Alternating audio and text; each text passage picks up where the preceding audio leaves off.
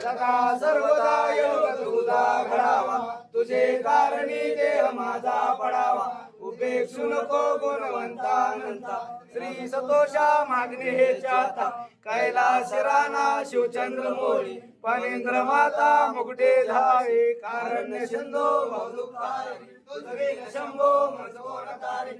ज्या ज्या ठिकाणी मन जाय माझे, त्या त्या ठिकाणी श्री सतोषा विरोध तुमचे. मी ठेवितो मस्तक ज्या ठिकाणी, श्री सतोषा तुमचे पाय दोन्ही.